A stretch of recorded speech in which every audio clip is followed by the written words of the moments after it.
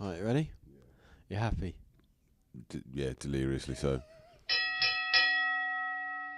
Hello, welcome to this week's Opening Bell. I'm boxing news editor Dixon, joined by Matt Christie. Matt, you're on your own. Pressure's on to deliver an entertaining podcast for us today, please.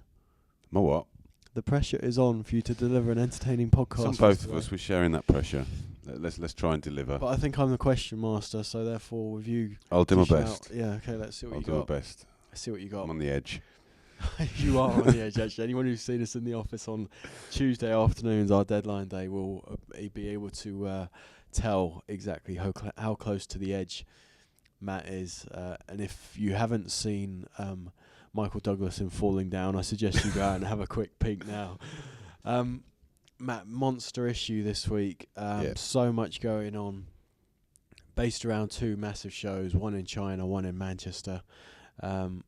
Which one should we start with? Which one is the most relevant fight? Manny Pacquaio-Brandon Rios or George Groves and Carl Froch? Certainly from a British standpoint, the Froch Groves one is the most relevant. I think it's going to get a lot of interest. I think the marketing behind it has been very clever. I think George Groves himself has been pretty intelligent in the marketing of this fight, and for me it's gone from a routine defence to a must-see event. As for the world scene, we've got Manny Pacquiao, who is perhaps the most revered fighter of modern times, basically now clinging on to his career in a crossroads fight, and it's not. We didn't really think we'd be saying that, did we? No, I mean it's all gone rather sour for Pacquiao. I think I've written quite a lot about it in the issue this week. There will be more blogs coming up online, by the way, every day.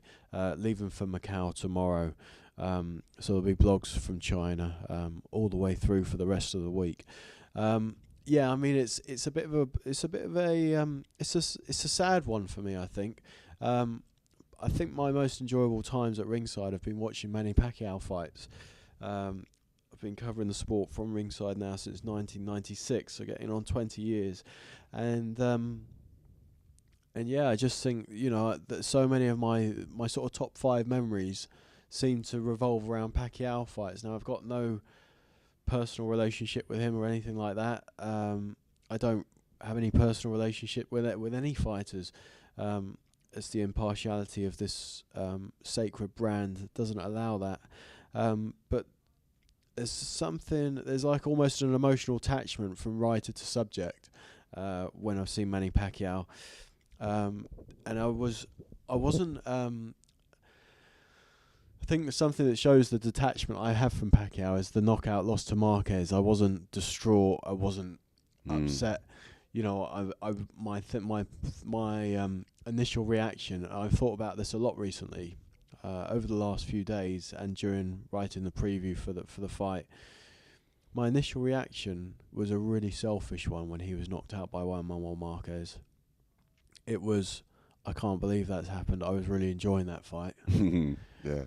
And because I wanted 12 rounds of havoc, and it was a brutal full stop. But then once that shot landed, and the way Manny went down like he did, and after a second or two of Manny face down on the canvas, and you realised that he wasn't going to get up, there was something then that triggered in the back of my mind. Was like, well, okay, it's not going on, but at least it was a sensational finish. Those are instincts that I really didn't have a great deal of control over, but that they were my thought processes. In terms of covering Manny, though, it's been a spectacular ride that so many people have been on. I'm quite envious of the people already out in Macau who I've seen out there. Brian Graham at Sports Illustrated, who's done bits for us, and Kieran Mulvaney from ESPN. Because when you're out there, you live the fight and you really get close to the event. But I'm looking forward to getting out there, and it is a crossroads fight. That said, crossroads fights tend to happen when there's a fighter on the way up or someone who's looking to hit the very, very heights, and I don't think Brandon Rios is a fighter who will ever hit the highest heights in boxing.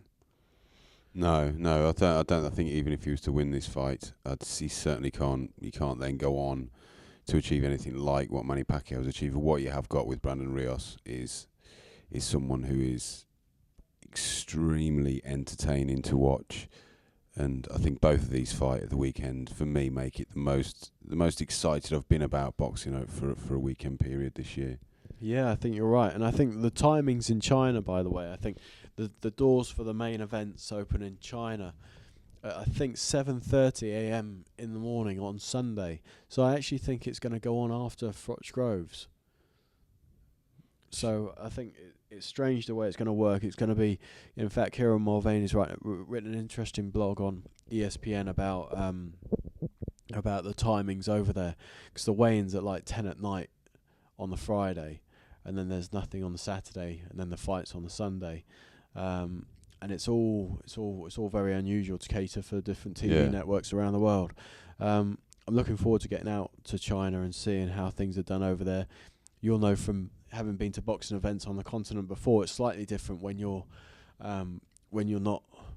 somewhere else. For example, in Germany, where you'd have the football songs in the UK and the fans singing. Generally, if there's a knockdown or something happens or something big happens, it's a polite round of applause and stuff. Yeah. So I'll be interested to see how the Chinese people take to Manny Pacquiao. And like I said, I've covered events of his where you've had packed out crowds in the MGM Grand, masses of Mexican fans, masses of Filipinos. Then in Arlington, in the Texas, in Arlington in the Cowboys Stadium. So many fans showed up for Pacquiao against Clottey there. The atmospheres have been of a fever pitch for Pacquiao, so it'll be interesting to see how things go on Sunday. And I think obviously they might be, their reaction to the fight might be guided by the type of fight that it is. Yeah. Yeah. How much of a chance without wanting to, without giving too much away from your preview, but do you give Rios is he a live underdog in this one? I think you're going to force me to give away something. All right, let's leave it now. I think there's a line of this for this fight which makes me think Illusions of Grandeur could be the headline next week. Right. And I think people might well come out of this fight with Manny Pacquiao talking, oh, maybe he could fight Floyd Mayweather. Oh, he's going to clean up. He's going to beat Bradley in the rematch. He'll knock out Marquez and this, that, and the other. And we'll see. Maybe he will. But when you look at a Pacquiao, who could perhaps get those results, you'd be looking at Pacquiao circa 2010 rather than 2013 or 2014. I think. It's interesting though. I mean, you say you said that in a way that perhaps he would be an underdog against Timothy Bradley at the moment, but we still look back on that first fight, and it was, for me, a pretty clear victory for Pacquiao. Yeah, it was, but then it was a clear victory. At Pacquiao winning by several points, but then the school of thought for me is that Pacquiao might have regressed since. He didn't look sensational against Bradley by any means, although he got the job done, just didn't get the decision.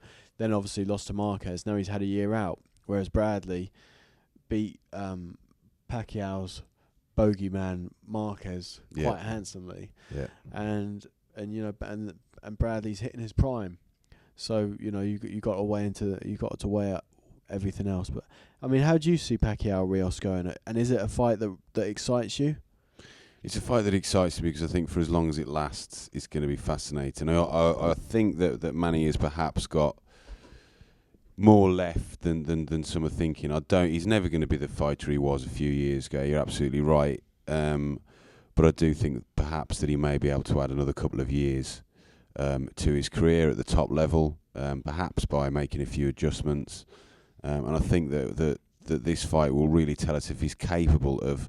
I think he's already put himself in maybe the top 20 of all time with what he's achieved, and I think if he can somehow reinvent himself a little bit, go and win some more titles with a slightly different mode of thinking, mode of fighting, then that's what's going to elevate him into the top 10, the top 5 of all time. Well, we do know with Pacquiao. And I think, by the way, he's had now the losses that would count him out of being a top 5 or top 10 fighter. But we do know with Pacquiao that he has a style that can adapt. He still has speed, he still has pace, and he can box on the outside, using that and using his footwork. So he's a guy who doesn't need to get in the trenches every time.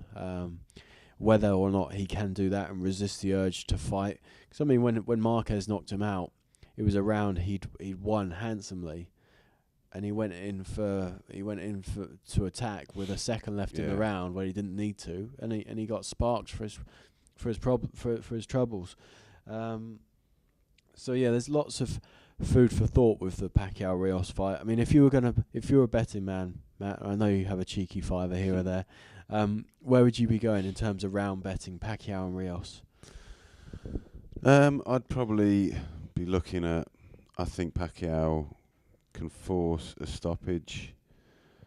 I don't imagine it will happen in the first half, although it wouldn't be a huge surprise. I think round 7 to 9, but the odds on that 4 to 1 are not that tempting. But cheeky fiver, 4 to 1. You do the maths. Get 20 winnings. Get your fiver back. So that's 25 to take to the boozer, isn't it, on a Sunday afternoon?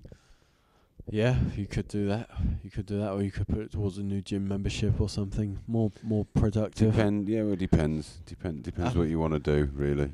But Pacquiao Rios, another thing that is interesting about this fight is Rios. He toiled at the weight, didn't he, for lightweight for a long period of time, and now he's just breezed up from light welterweight straight to welterweight. How much of an issue do you think that will be with Pacquiao being, for a change, the bigger man? I think it could be huge. I really think it could be absolutely huge. I'm not sure. I'm not sure how much of a, because Rios, like you say, for so long struggled with his weight, and we don't know how much of that is down to a little bit of lack of a dedication, perhaps, or whether, because sometimes fighters that have been struggling with weight, they will then go up in weight, and they're nothing like the fighter they were. They should never have been at that weight anyway. Sometimes it's dangerous to find that comfort zone of a bigger weight class. It doesn't bring out the best in them. So I think it could go either way for Rios. Now the prices with Ladbrokes here on Pacquiao, just for a win only, Pacquiao is a 1-5 on favourite, so a hot favourite, with Rios a 7-2 underdog, and the draw probably a fair 33-1, because it's not a fight I envisage going the distance one way or another. Yeah, absolutely. Yeah, I wouldn't put any cheeky fivers on a draw. What, in terms of cheeky fivers or draws, do you think there's any chance, and we know there's been a few draws on some Matchroom shows this year, any chance of Groves Froch going to the cards? There's every chance of it going to the cards. I'd be surprised if it was a draw, but the thing is with boxing, in the way that the judges can see fights, the way that we have different perceptions of fights and that sort of thing, is that when a fight goes to the cards, you're not certain, unless it's been an absolute battering, unless someone's taking an absolute battering and you're convinced it's a 120, 107, 120, 108 kind of fight, you're just not certain that there's not going to be some kind of controversy on the card. So if it goes to the cards, of course it could be a draw. It would surprise me. The most popular bet is, at the moment, according to Oddschecker, is people taking George Groves as a win-only bet at 7-2. That's decent odds on Groves. I remember when we discussed this fight when it was first announced, and I think George there were higher odds for Groves then. And I think with what he's done, and again with the way the fight's been marketed as a 50-50 fight almost, the odds were always going to come down. But 7-2, still fairly decent odds if you fancy the upset, or what would now be a minor upset. Well, it's fascinating, isn't it? Because I've been weighing up this fight over and over, and although you've written the preview in the magazine, it's one of those fights where I think people don't realise how much pressure Carl Froch is going to be under to deliver, because he's the guy tasked with shutting the young upstart's mouth, and he's the guy who's got an awful lot to lose. When you think he's been in with Boutte and Kessler and Taylor and Dereck and Pascal and all those top fighters, to come unstuck against a young braggart like George Groves would really bring the Cobra down to earth with a bump, wouldn't it? Yeah, I mean, I was talking about this yesterday, and I think I've spoke about it to a few other people as well. Is that I don't think it would just be what this would do to Froch's reputation as a fighter, what it would do to his legacy. It's what it would do to him as a man. I think he would find it extremely, extremely hard to get over. I know he's got strength of mind and what have you, but he's also so proud. And losing to someone like George Groves, who has obviously been tormenting him, kind of, taking the pee a little bit. If he was then to lose to Groves, and let's not forget how much younger that Groves is. 11 years. 11 years. I think Froch would have an incredibly tough time living with himself for a while. But it's something we talked about earlier, is when the fight was first made, you think, yeah, routine defence for Carl, big British fight, but you can understand why it's happening. Groves the IBF mandatory, which is a good excuse for it to happen when it probably would have happened anyway. We've seen plenty of big British fights over the years. I've got a feeling the amount of non-boxing people speaking to me about this fight, this one could be right up there with them. But it is one of those fights where you see the underdog at first, and then as the fight draws closer and closer and closer, more and more people start to make a case for the underdog, don't they? I remember it happening with David Haye and Audley Harrison. Yeah. By the time the fight came, Audley had done so much hypnotism on the nation and here, there, and everywhere that a lot of people, not a lot, but quite a few people had started to back him in the end. Well, exactly, and the comparison with Audley Harrison rings true in a way, because Harrison is very articulate. He's a good speaker. I used to liken him to a hypnotist when I used to spend time with Audley Harrison, because you would come away for a few seconds thinking, yes, he is going to rule the world. And it's almost like that to an extent with George Groves when you speak to him and he tells you why he's going to win and that he's going to win. And there is a part of you as you're having that conversation that kind of gets drawn into it. So yeah, but it's fascinating. But the thing is, going back to what we've seen recently, we've seen ringside and what have you. That was fascinating television. We spoke about it before, and we did see Froch there. He was uncomfortable. He was certainly uncomfortable. He wasn't enjoying that. But I think people have seen that, and that's all they really know about these two fighters. And if they've seen that and they've gone, right, yeah, Groves has got under Froch's skin, therefore Groves is going to win. But let's face it, Froch doesn't enjoy these things at the best of times. If you go back and you look at him on Jonathan Ross a few months ago, he wasn't at ease there. He wasn't enjoying that. He doesn't. That's not what Froch is about, those sort of things. And I think we'll see on the fight on Saturday night exactly what Froch is about. But to me, still absolutely fascinating fight. Just had a very long talk with Rob McCracken out there, and one of the things I was asking Rob was whether Carl would come out and fight angry, as people think he might do, and therefore slip up playing into Groves' hands. And Rob was almost disgusted with the notion that someone as experienced as Carl Froch, who knows what to do, and with a trainer as cool and calm and collected as Rob McCracken is in the corner, will go out there like a headless chicken, all guns blazing, and fall into the trap set by a comparative novice. Yeah, I completely take that. And Froch is, of course, far too experienced to go out there and fight like a madman. But I mean, we can look at his fight against Lucien Boutte, and there was certainly an element of frenzy in his performance there. And he walked through several shots in order to get Boutte out of there. He almost had that air of being out of control. This massive fight for him, in that people have been writing him off beforehand. He'd lost to Ward beforehand. People were saying this is the end for Froch, and Froch really came out in that fight with a bit between his teeth and was perhaps a little less careful than he should have been. Ultimately, it paid off for him because he outgunned Boutte. He obliterated him. But to me, it's not an outlandish idea that Froch could be a little bit more fired up than he normally is. But to say that he's going to come out and lose his head and everything else and fight angry, which is obviously the worst thing he can do, I think, yes, that's not going to happen. Yeah, I think it's an interesting comparison you make to the Boutte fight. I think the thing that Carl had there is he had nothing to lose against Lucien Boutte. He wasn't the favourite. He wasn't expected to win. He wasn't widely tipped to win.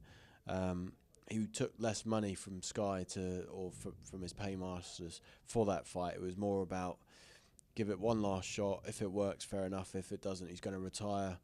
So basically, throw the dice, back himself, and hope it pays off. And it did. This time, it's very, very different. He's got a nation expecting him to win, to kick on to bigger and better things. He's a massive favourite, and he has a lot to lose this time. We've talked about his reputation and his pride. There's a lot to lose, so it could really affect Carl's psyche ahead of this, because it's not a fight where he's going into like the Kessler fight or the Bute fight, or the Ward fight, where people are saying, oh, it's a 50-50 fight, or it's 60-40, or he's a slight underdog. It's very different. I mean, we've talked about the odds briefly. With Carl, a 1-4 on favourite with plenty of bookies, some at 2-7 on. Groves 7-2, 3-1 outsider with other bookies. People are expecting Froch to win and win big, and you can see the price of the stoppage as well. They're expecting Carl to win in the first 7 to 9 rounds, really. Yeah. I think they are. But but like you say, there's public sway, isn't there, for George Groves. And I think the thing is what's interesting with Groves is, I remember this, and he said it a while ago, that he's got the beating of Froch. And Froch is one of those fighters that, from the outside looking in, you can pick out faults quite quickly, and they're there to see.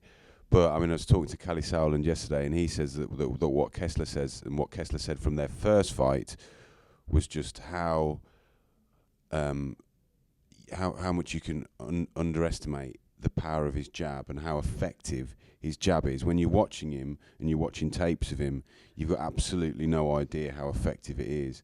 And Kessler was aware of that going into the rematch, and he still couldn't get out of the way of Froch's jab. Knowing full well, having been in there and experienced it, he still could not get out of the way of Froch's jab. Yeah, I think Carl's got a very deceptive arsenal. I think there's a couple of people in our magazine this week who talk about that. Because inside this week's Boxing News, we've spoken to a couple of sets of trainers, and they've told us how they think the way to beat Groves is, and the way that, and they've given us the tips how they would go about setting a fighter out to beat Carl Froch. There's some really interesting stuff there. And as you mentioned, one or two of the people have said that Carl Froch is a lot better than he sort of looks on TV. From the outside looking in, he's deceptively excellent, to be honest. Whether he's hitting the wrong side of the circle of life at the age of 36, we will soon find out, because Groves, a young guy with young legs to make Carl move and make him come to him, we could find out what's in those older legs. Yeah, definitely, and that is the interesting thing. Kind of going back to where we started, you've got this young man, George Grove, exceptionally talented, and it is not unheard of for someone to make that step up and absolutely make a wonderful impression and win the fight. It's not a crazy notion that George Groves will win this fight against a 36-year-old champion who, no matter what he says, and I know he can get a little bit frustrated when you say to him you've been in a lot of wars, but let's face it, Froch has taken quite a lot of punishment. It's given more back, but he's taken a lot of punishment. And okay, let's forget about Bernard Hopkins. Let's forget about Archie Moore. Let's forget about George Foreman. He is at the age now where he will be starting to feel the wear and tear of his career. Yeah, I spoke to Eddie Hearn earlier this morning, actually, who was talking about Carl's training camp, and he said, although he didn't specify anything for this particular camp, he said since he's known Carl, there hasn't been a training camp where he hasn't had a few niggles and a few gripes and a couple of complaints. And like you say, perhaps that is just wear and tear and age. Mm. So it's all fascinatingly poised, though. Did you want to say anything else? Are you going to cry? I can't believe you're doing this to me. Just leave this rolling. Leave this going. I'm sorry. I'm not even going to cut this bit out. I'm going to leave it in. So, yeah, I think it's fascinatingly poised. Really interested to see. I think I might be. I don't know if the fight will even be on at the same time. It might be on the same time as the Pacquiao fight. We'll have to wait and see what's what. We'll have to go and check that out. But yeah, it's a massive night of boxing. Like you, really excited about both fights. But it has been a big week in and out of the ring. And yesterday you went and saw something very interesting in the afternoon, didn't you? Yeah, I went along to the restaurant in Soho. It was a strange setting for David Price's announcement that he will be signing with Sowland Promotions, which is a curious but understandable switch for Price, who's been looking for a promoter since the retirement of his long-term promoter, Frank Maloney. I think the interesting thing for me in all of this is that Price, despite the pressure that he admitted he felt when he was at Liverpool, particularly for the rematch against Tony Thompson, is that he does like being at home. He does like being around his family. Openly admits that he finds it tough to be away from his family, even when he's training. And the plan for David Price, from what I can make out, is for them to have 5 or 6 fights next year. Not one of them will be on British soil. So that basically equates to quite a lot of time from home and a lot of time for David Price to really decide whether this is right for him or not. Because I think he may have some doubts when he's out on the continent. Yeah, I think you're right, though. I think one of the things that I think suits him with the Sauerland link-up is his chance to rebuild out of the public eye. Yeah. And I think that's got to be really attractive. Take all that pressure that was building on his shoulders, where people were saying he's the heir apparent to the Klitschko's, for blasting through the likes of John McDermott, Sam Sexton, and Audley, and the other guys. And, take some time out, get some time into the gym with Adam Booth, and then rebuild away from prying eyes, so to speak. Yeah, and he admitted that's appealing to him, and I think on the surface it may be, but when it comes to it, if he is incredibly unhappy, he may find the route back tougher than he hoped. But I think it will help him in the long run. I completely agree. I think it really will help him in the long run, just to get some time out of that limelight, because even after those 2 defeats, the eyes of the nation are going to be the eyes of the boxing fans in this nation are going to be fascinated to see what happens to David Price. Yeah. Elsewhere at heavyweight, David Haye pulls out of his big fight with Tyson Fury a second time. It was due to go on February the 8th. Some elaborate stories doing the rounds that Haye's injury is not kosher and all the rest of it. I don't think that's the case for 1 minute. There's speculation that David's eyeing a fight with the Klitschko's. I don't believe that for 1 minute either. I'm not sure the Klitschko's will entertain him unless he's done something to deserve another chance.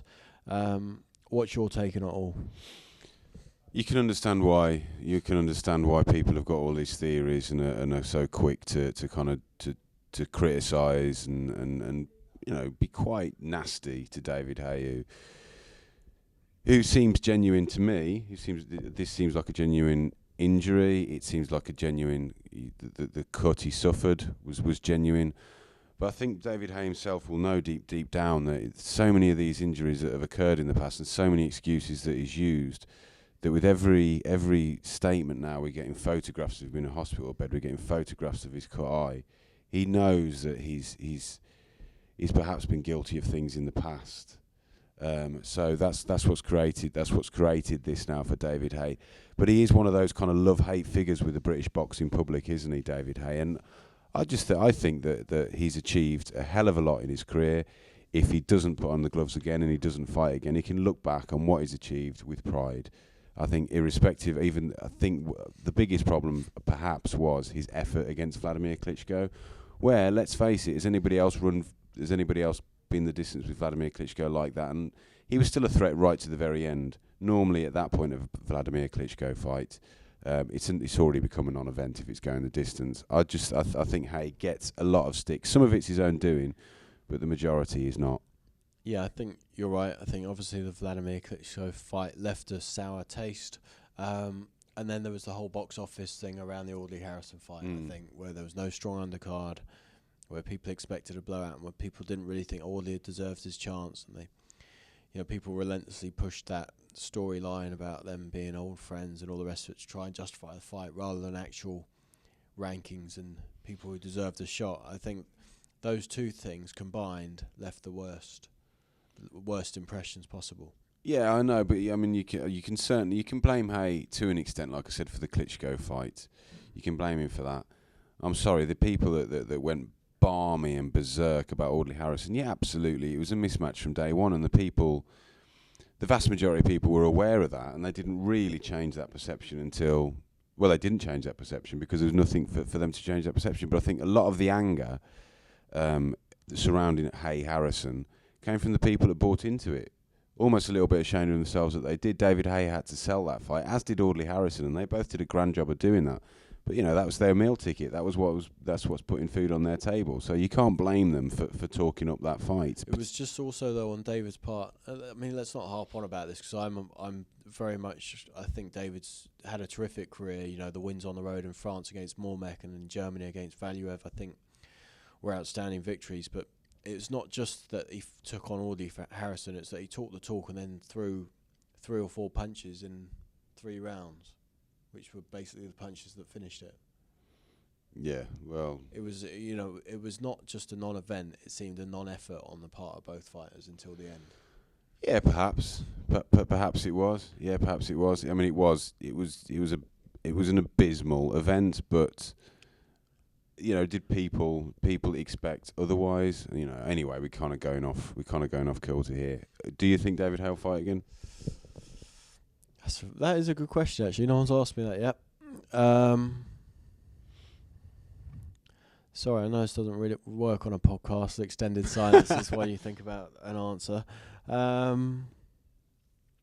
really don't know about this shoulder injury and how long it's going to take to recuperate from. I can't see David boxing beyond the age of 35. So if something can be arranged for next summer, then maybe. But I mean, I don't know the ins and outs of this shoulder injury, and I've tried to put a call into his PR guys today that's been unreturned, so need to find out a little bit more.